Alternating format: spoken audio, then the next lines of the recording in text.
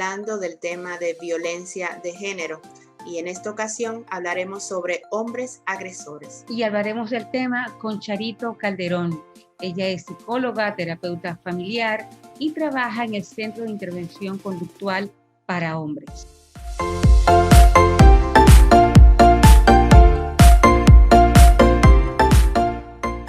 Hola, bienvenidas y bienvenidos a su programa Para Entendernos. Como cada lunes, un programa de psicoeducación. En este mes de noviembre hemos estado conversando sobre la violencia de género contra la mujer. Hemos hablado con diferentes especialistas del tema.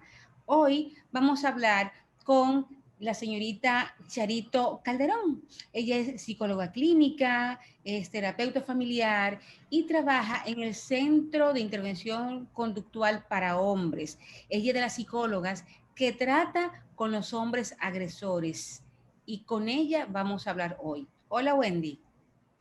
Hola, muy buenas tardes. Bienvenida, Charito, a nuestro programa y quisiéramos comenzar, Charito, para que nos converses un poco qué hace el centro conductual, porque la gente lo escucha, pero en general probablemente no conocen qué es lo que se hace allí y cuál es el objetivo del centro.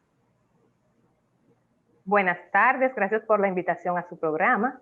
Sí, en nuestro Centro de Intervención Conductual para Hombres, por lo general son enviados personas, hombres denunciados por violencia de género o violencia intrafamiliar para recibir terapia. Estas personas son referidas por las fiscalías o muchas veces son judicializadas y ellas reciben asistencia terapéutica para la modificación de la conducta violenta. Y, Charito, los hombres que agreden, los hombres violentos, son enfermos mentales, tienen problemas, como dice la gente, tienen problemas con la mente, se pone loco. ¿Es así?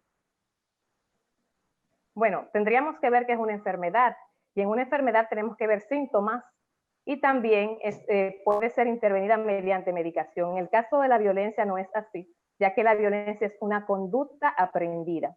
Y como se define la violencia, es una conducta que busca dominar, controlar y que además causa daños físicos, psicológicos y sexuales a la víctima. Lo que quiere decir que hay una intencionalidad de la persona que agrede. Cuando hablamos de una persona que padezca un trastorno psiquiátrico, entonces podríamos decir que esta persona no va a dirigir la violencia exclusivamente a la mujer o a los hijos, sino que podría agredir a cualquier persona. Así es, Charito. En este tiempo de trabajo ya con el centro, ¿cuáles son los aprendizajes que ustedes han tenido allí? ¿Qué cosas tú entiendes que ha contribuido el centro en el trabajo con este tipo de temas? Bueno, el aprendizaje es amplísimo, es una muy buena pregunta. A nivel profesional y como ser humano, es bastante lo que se aprende, lo que crecemos, porque es un tema, el de la violencia intrafamiliar y de género, que nos toca a todos, nos toca como sociedad, como personas, como mujeres, como profesionales de la salud.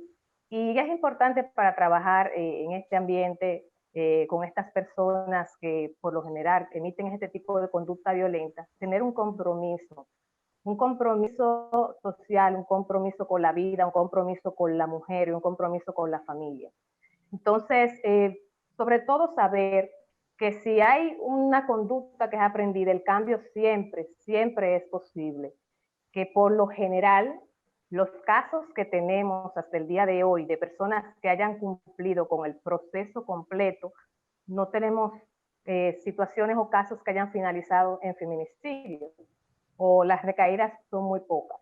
Entonces, eso de una u otra manera es muy reconfortante para nosotros, o para mí en particular como terapeuta, cuando yo tengo enfrente una persona que agredió a su pareja, que agredió a su familia, el saber el compromiso que tengo y que esta persona no vuelva a violentar a su familia o que este caso no se convierta en un feminicidio, entonces es realmente lo que te lleva a hacerlo con mayor calidad.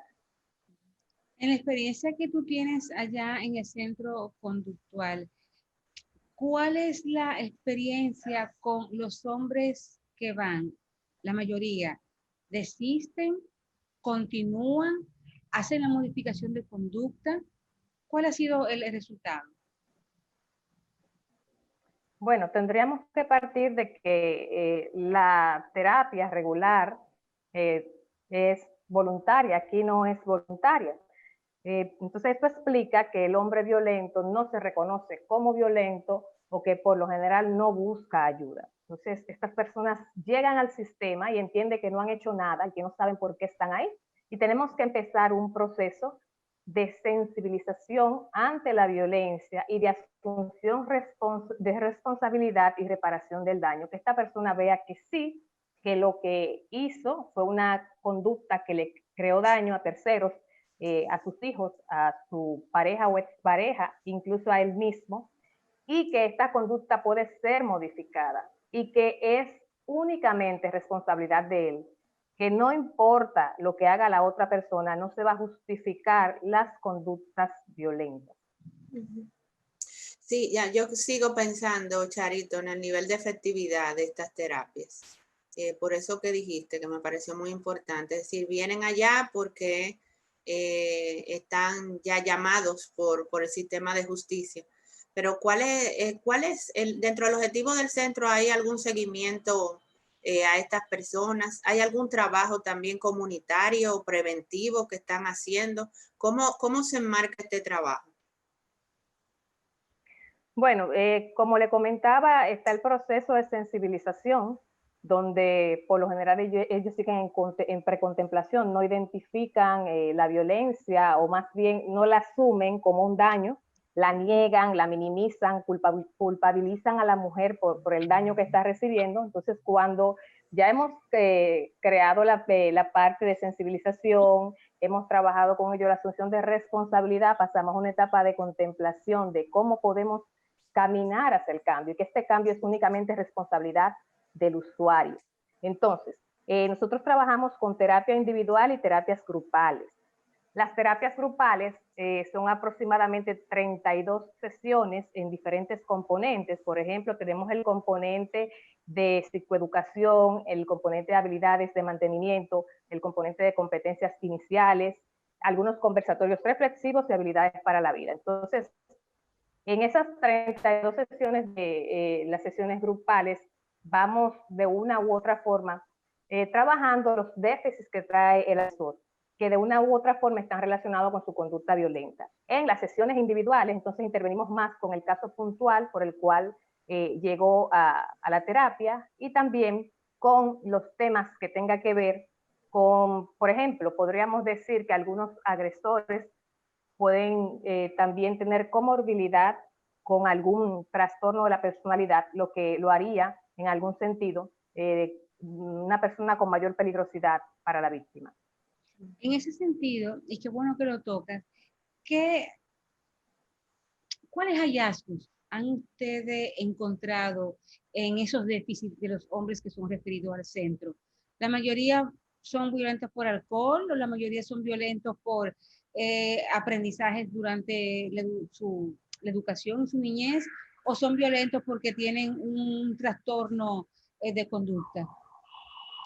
Que por cierto, estamos a aclarar que el alcohol no es causa de violencia, es simplemente un factor de riesgo importante, que eso es bueno aclarar ahí. Sí, pero que mucha gente piensa, porque le dio porque Excelente. estaba borracho, o le dio porque Sí. él es alcohólico. Entonces, eso que queremos que Charito nos aclare, qué realmente encuentran y cuál podría ser, o los elementos más importantes en esa conducta, los factores más importantes en esa conducta. Sí. Así como explica Wendy, en el caso del consumo de alcohol u otras drogas, no podemos decir que las personas son violentas porque consuman drogas o alcohol, más bien que esto es un factor de riesgo. Una persona que aprende a ser violenta porque aprende en la infancia, porque recibe la violencia, generalmente hay una cultura nuestra que los niños son educados mediante las pelas, los golpes, y ahí vamos normalizando la violencia. Lo aprende por observación, ya que sea que lo ve en los medios, en el entorno donde vive o en la familia, el trato entre los padres es violento, o también porque recibe violencia en el entorno o la tiene que intercambiar en el contexto escolar. Y ahí es donde lo aprende. Ahora bien, Al aprenderlo, hay factores que van a determinar que puedan repetir esta conducta. Entonces, el repetirla ligada a el consumo de alcohol, de drogas, algún trastorno de la personalidad, por ejemplo, narcisista, una celotipia, va a dar lugar a que esta persona represente un peligro mayor para las víctimas o las personas que son vulnerables con relación a él. Okay. Y según tu experiencia, ¿cuál es la más común de los factores de riesgo y que llegan al centro? Es decir, ¿es celotipia la mayoría? ¿Es dependencia emocional? ¿Qué tú has encontrado? Voy a completar un poco, Charito. Un poquito. Ajá. Si es de dependencia, esos mismos factores que ella había tocado anteriormente. Perdón, Itania, que fue que hubo un problema de conexión. Ok, exacto. ¿Cuál es la causa principal que tú has encontrado, Charito? Ok, nosotros hemos realizado en los 12 años que tiene el centro 2 investigaciones y podemos decir que hay varios factores que se presentan. El alcohol está presente en un 50%, el alcohol y las drogas. Cuando hablamos de alcohol y drogas, realmente lo vemos, ya que el alcohol es una droga social, lo enmarcamos en el mismo ámbito. Y también está las creencias de dominio, control sobre la mujer, los celos, mal manejo de las emociones o del manejo de la ira. Entonces, todos estos factores relacionados con pocas habilidades comunicativas y asertivas dan lugar a que estas personas puedan incidir en la violencia hacia las parejas y los hijos.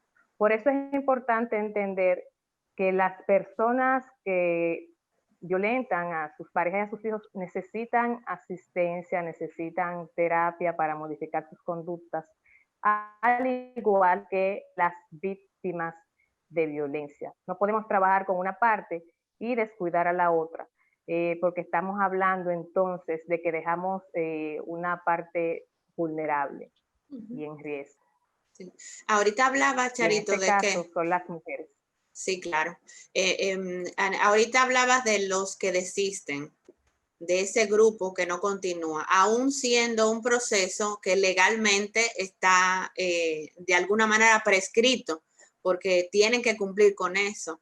Es decir, ¿cuál es ese porcentaje que no continúa? Y por qué, si a pesar de ser un mandato judicial, no continúa? Porque igual muchas veces dijiste Bueno, que hay muchos allí con alta peligrosidad, o sea que estamos, seguimos realmente exponiendo a las víctimas y a sus familiares y a los que están alrededor al riesgo.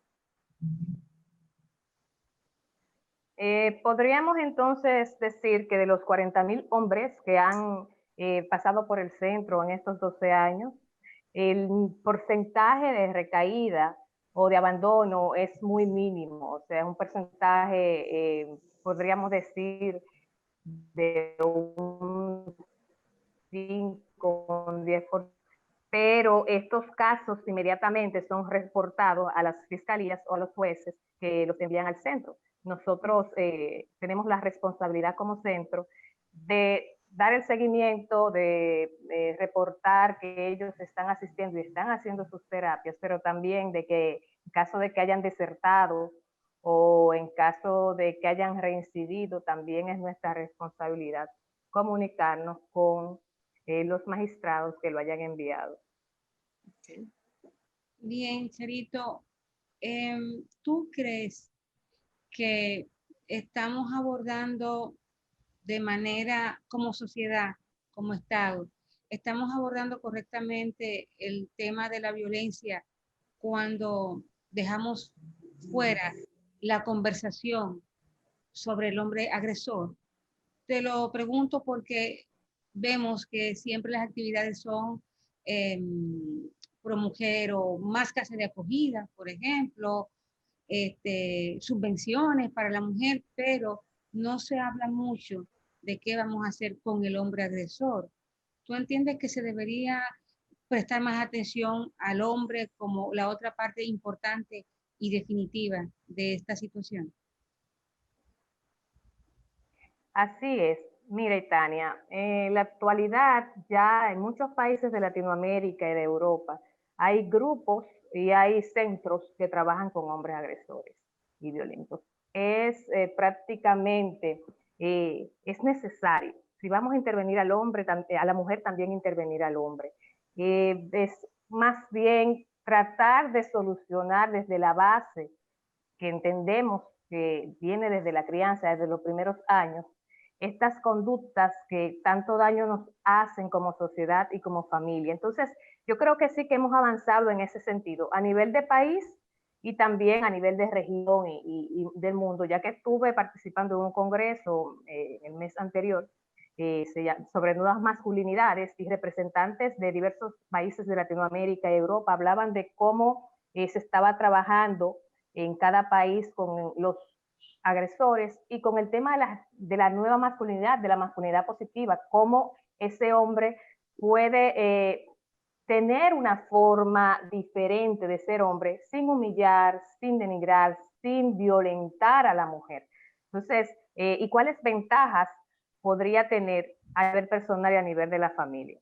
Entonces, yo creo que estamos en proceso y que hemos avanzado bastante, pero nos falta porque esto es un problema de todos, es un problema de la familia, es un problema de la escuela, de la iglesia, de la sociedad, del Estado, y todos debemos sentirnos partes. Me preocupa mucho cuando parte de los actores son las víctimas, los agresores y los observadores. Los actores observamos situaciones de violencia y nos hacemos de la vista gorda, no, lo ignoramos, lo normalizamos mediante los medios de comunicación, por la forma en que presentamos la noticia, revictimizamos a la mujer o la culpabilizamos de lo que le ha pasado o tratamos de poner al agresor o al hombre violento en una situación de víctima cuando decimos que ella hizo algo y por lo cual se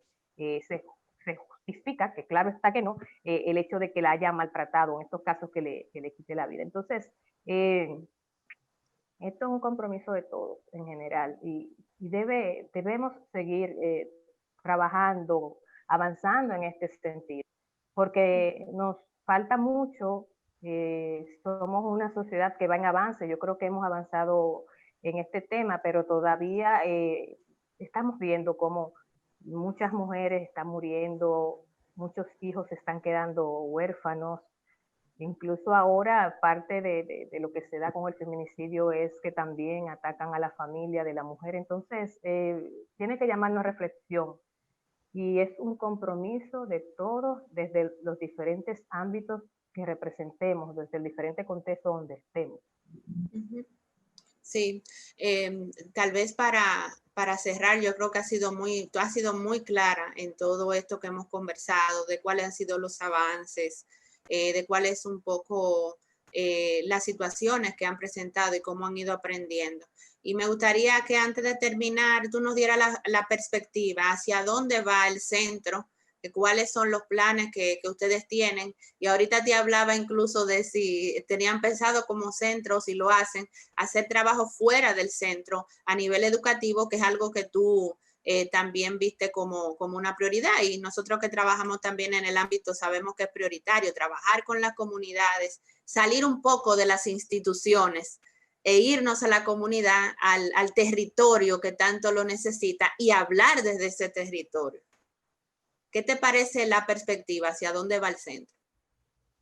Así es, Wendy. Este es un tema de multiplicadores y parte de lo que nosotros buscamos es que esos usuarios que finalizan el programa ya, que también se mantienen asistiendo, algunos luego de finalizar, puedan multiplicar en su entorno lo aprendido, los cambios que han tenido, mediante evaluaciones de impacto, saber si hay cambios reales, que las personas del entorno puedan corroborar con eso, la pareja actual que tenga, si ya no está con la pareja actual o la denunciante, si siguen juntos. Entonces, darle ese seguimiento.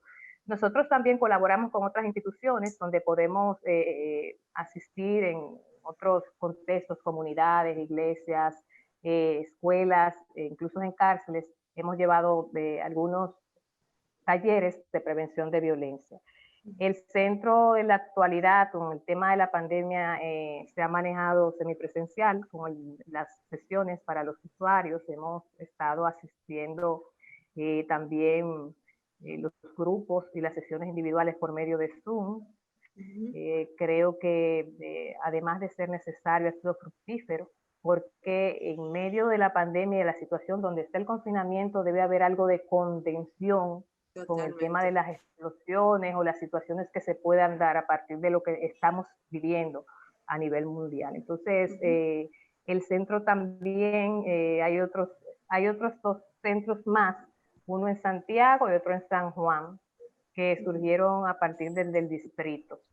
Creo que más adelante vamos a tener uno en la zona oriental.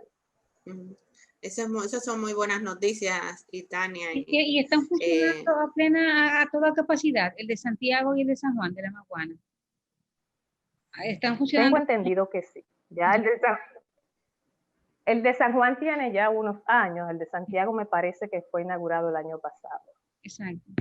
Bien. Muy bien. Muy bien.